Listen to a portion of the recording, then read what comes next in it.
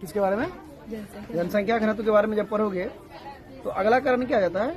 आर्थिक कारण। अर्थ मतलब क्या हो गया? पैसा यानी पूंजी। पहला कारण क्या हो गया? आर्थिक कारण यानी पैसा या पूंजी। अब बताओ कि हम अर्थ यानी पैसा की उपलब्धता कहाँ से ला सकते हैं? पैसा जो है वो कहाँ से कमा सकते हैं? क्या क्या साधन हो सकता है? मजदूरी और खेत में फसल और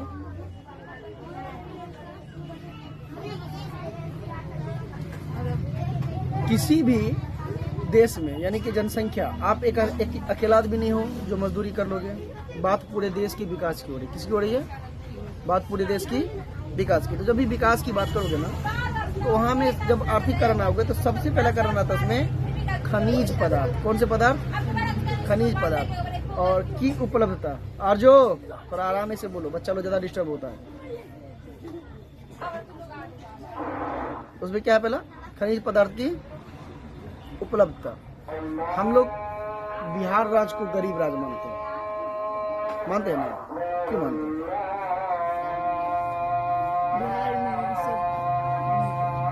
बिहार में प्राकृतिक संसाधन के रूप में सिर्फ और सिर्फ एक है जल है और दूसरा गंगा का मैदानी भाग है।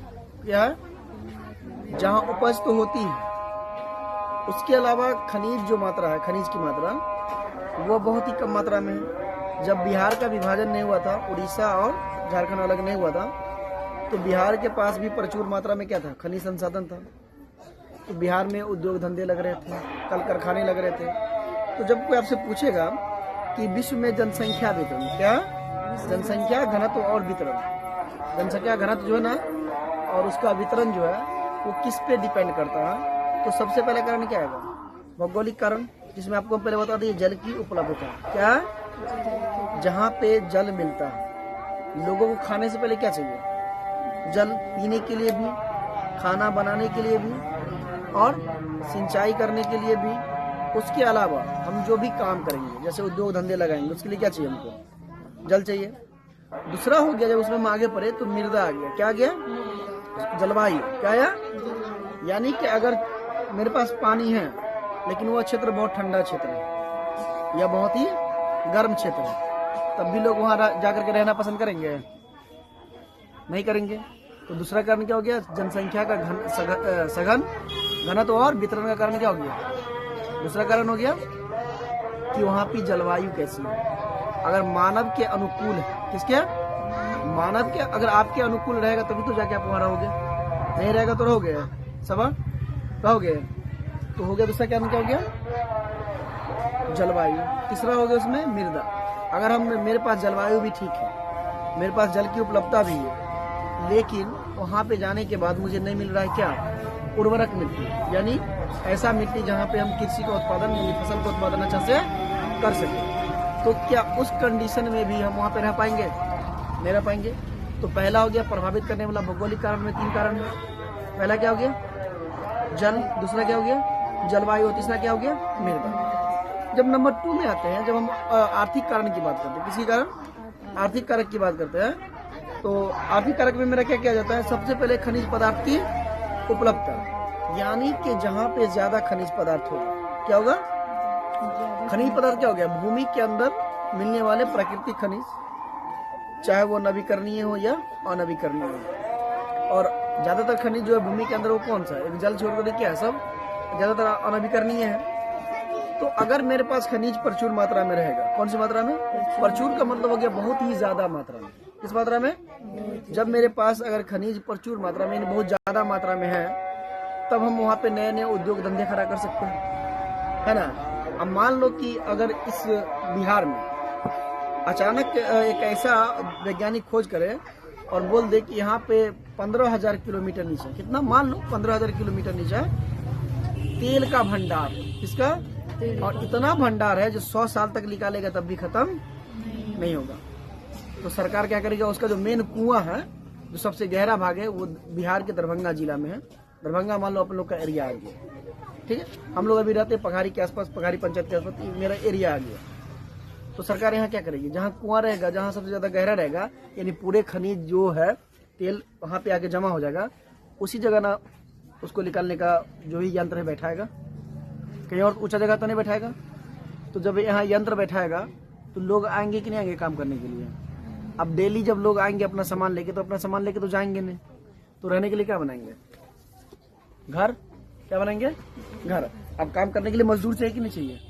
तो मजदूर भी डेली दूर का मजदूर जाएगा, आएगा डेली। आप लोग के मम्मी पापा जाते हैं, भैया जाते हैं काम करने के लिए, तो वहीं रह के काम करते कि नहीं करते हैं? कि डेली आते हैं, डेली आ सकते हैं। तो क्या हो गया कि जब आपके पास खनिज की मात्रा, किसकी मात्रा? खनिज। अब खनिज क्या हो गया? कोयला, पेट्रोलियम, तेल, ये सब क्या है? खनिज है। क्या? खनिज। ये सब प्राकृतिक खनिज है। और ये अगर हमको मिलता तो लोग वहाँ पे क्या लगाते हैं? उद्योग धंधे, कल कारखाने, है ना, क्या लगाते हैं? कल कारखाने और उद्योग धंधे बसते हैं। जब उद्योग धंधे बसेंगे तो वहाँ काम करने वाले लोग आएंगे। क्या आएंगे? काम करने वाले जब लोग आएंगे तो उसका संख्या बढ़ेगा या घटेगा? क्या होगा? तो दूसरा जो है जिसको हम कहते हैं क्या है, आर्थिक कारण में, जहाँ पे लोग को कल कारखाने ज्यादा हो, क्या हो? कल कारखाने ज्यादा हो, उद्योग धंधे ज्यादा हो, लोग वहाँ भी जाकर के बच जाते हैं। तो विश्व में ऐसे क्षेत्र, क्या है? विश्व में ऐसे क्षेत्र जहाँ पे कल कारखाने, उद्योग धंधे, है ना, ज्यादा है, वहाँ जनसंख्या अधिक है। क्या है? और वहाँ का जनसंख्या घनत्व क्या है? अधिक है। ठीक है। जब दूसरा आते हो तो उसमें आ जाता है नगरीकरण। क्या है? अभी हम लोग ग्रामीण क्षेत्र में रहते हैं और दरभंगा हम लोग से जस्ट नजदीक है। वहाँ सब शहरी क्षेत्र में रहते हैं ना, रहते कि नहीं रहते हैं? वहाँ के लोगों का लाइफ स्टाइल, यहाँ के लोगों का लाइफ स्टाइल में थोड़ा सा अंतर है। वहाँ लड़की नॉर्मली जीन्स टी शर्ट पहन करके कोई भी लड़की घूम सकती है। गाँव घर में भी आजकल घूमा जाता है, लेकिन ज्यादातर नहीं घूमते, नहीं ना घूमते हैं। नगरीकरण, जहाँ पे लोग रहते हैं वहाँ पे शिक्षा का स्तर बढ़ता है। किसका? शिक्षा का स्तर बढ़ेगा, स्वास्थ्य यानी इलाज का स्तर बढ़ेगा। हम लोग जब बीमार पड़ते तो कहाँ जाते हैं? हम लोग जाते कहाँ? इलाज करने के लिए कहाँ चले गए? क्योंकि डॉक्टर मेरे गांव में नहीं है। डॉक्टर गांव में है कि नहीं? लेकिन फिर भी हम कहाँ चले गए? हम लोग जब कहते हैं कि गांव में देखो बच्चा साइंस लेके पढ़ता है, कौन सा लेके क्या पढ़ा? तो जल्दी कहाँ चला जाता है? कोई शहर चला जाता है। क्यों? गांव में रह के नहीं पढ़ सकता है। लेकिन कहाँ चला गया? वो सोचता है कि वहाँ अच्छे अच्छे टीचर मिलेंगी, अच्छी अच्छी व्यवस्था मिलेगी ना। तो दूसरा कारण क्या हो गया? आर्थिक कारण में नगरीकरण। क्या गया? जब भी नगरीकरण होगा यानी जहाँ नगर होगा, क्या होगा? वहाँ की जनसंख्या अधिक। उसका कारण है पहला, वहाँ पे आपको मिलेगा क्या? अधिक संख्या में रोजगार, आपको मिलेगा फैसिलिटी, लाइफ स्टाइल अच्छा, स्वास्थ्य की जो सुविधा है वो अच्छा मिलेगा, शिक्षा की व्यवस्था क्या मिलेगी? अच्छा मिलेगी, लाइफ स्टाइल जीवन यापन क्या मिलेगा? अच्छा मिलेगा। गांव घर में एक आदमी यहाँ पर कोई बैठ के पढ़ रहा है, बगल वाला पड़ोसी को गाली देता है ना। शहर में सबको अपने काम से फुर्सत नहीं, कौन गाली गलौज करेगा? नहीं करता है ना। तो वहाँ क्या हो जाता है कि अच्छी सुविधा के कारण, चाहे वो शिक्षा की हो, चाहे वो रोजगार की हो, चाहे वो स्वास्थ्य की हो, इसके कारण भी क्या होता है, लोग गाँव छोड़ करके शहर के किनारे बच जाते हैं। क्या करते हैं? शहर या नगर के किनारे बच जाते हैं, है ना। और यह प्रक्रिया नगरीकरण कहलाएगा। क्या कहलाएगा? नगरीकरण। तो देखोगे कि जहाँ जहाँ नगर है वहाँ की जनसंख्या क्या है? ज्यादा है। जैसे मुंबई, दिल्ली, कोलकाता, पटना, इस सब में जनसंख्या ज्यादा है कि नहीं, है ना। जब तीसरा आते हैं औद्योगिकरण। क्या आते हैं? हम पहले बोल चुके आपको, खनिज। पहले क्या बोले? खनिज पदार्थ की उपलब्धता, पता है ना। तो जहाँ पे खनिज मिलेगा, अब मान लो खनिज मिलेगा, यहाँ पे सिर्फ खनिज निकाल रहे और यहाँ पे मेरे पास इतना जगह नहीं कि उद्योग स्थापित करें। तो खनिज निकालने के लिए भी हम व्यवस्था, मशीन लगा है, तो यहाँ पे आदमी काम कर रहा है। और यह खनिज कहीं और जगह रिफाइन होने के लिए, क्या होने के लिए? जहाँ पे उद्योग लगेगा। क्या लगेगा? जहाँ पे कपड़ा बनेगा, मशीन बनेगा, फैक्ट्री में बड़े बड़े कल कारखाने बनेंगे, पाट पुर्जा बनेंगे ना। तो उसको करने के लिए कौन चाहिए? मजदूर चाहिए कि नहीं चाहिए? चाहिए। सामान लाने के लिए भी मजदूर चाहिए, सामान पहुंचाने के लिए भी कौन चाहिए? सारा काम कौन करेगा? मजदूर करेगा। तो ऐसी जगह की जो जनसंख्या होती है वो क्या होती है? हमेशा ज्यादा होती है। क्या होती है? ज्यादा होती है। तो दिक्कत समझिए। आर्थिक कारण में कितना आ गया? 3 आ गया। पहला क्या गया? खनिज पदार्थ की उपलब्धता। जहाँ खनिज पदार्थ ज्यादा होगा, जहाँ सरकार को खनिज पदार्थ ज्यादा मिलेगा, वहाँ पे लोग जाके क्या करते हैं? ज्यादा बसते हैं। क्यों? वहाँ उसको रोजगार मिलता है। क्या मिलता है? नगरीकरण हो गया। क्या हो गया? नगरीकरण हो गया। तो नगरीकरण में उसको सारी सुविधा अच्छी मिलती है।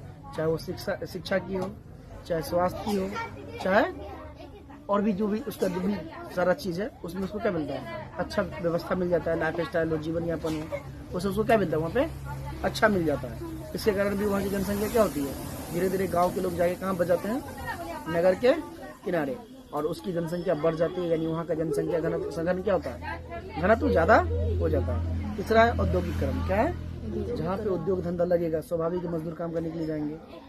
अब काम करके डेली तो घर नहीं आएंगे, कोई आसपास क्या झुग्गी झुग्गी बसा करके क्या करते हैं, रह जाते हैं। उससे भी उसकी जनसंख्या क्या हो जाती है, बढ़ जाती है। तो विश्व में जनसंख्या बढ़ गया। और तीसरा कारण जो होता है सांस्कृतिक कारण। क्या है, सामाजिक और सांस्कृतिक कारण। पता है ना, मान लो कहीं पे जैसे मक्का मदीना हो गया मुस्लिम का, हिंदू सबका हो गया राम मंदिर, अयोध्या, कैलाश पर्वत, बहुत सारा चीज़ है।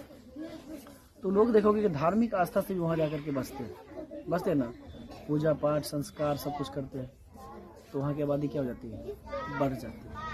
इससे मक्का मुस्लिम में देखोगे, मुस्लिम कम्युनिटी में जब जाते हो तो मक्का मदीना कहाँ है, अरब रेगिस्तान में है, रेगिस्तान में है कि नहीं, लेकिन फिर भी वहाँ लोग रहते हैं, बसते हैं।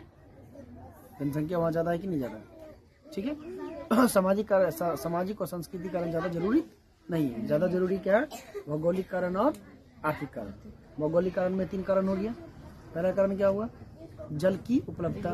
दूसरा कारण क्या हो गया, जलवायु। तीसरा कारण क्या हो गया, मृदा। आर्थिक कारण में क्या हो गया, पहला खनिज पदार्थ की उपलब्धता, जहाँ ज़्यादा खनिज पदार्थ होगा वहाँ पे लोग ज़्यादा रहेंगे। दूसरा क्या हो गया, नगरीकरण। और तीसरा क्या हो गया, औद्योगिकरण। कितना याद रहेगा ना, कितना रहेगा। चलो अब लिखो सर।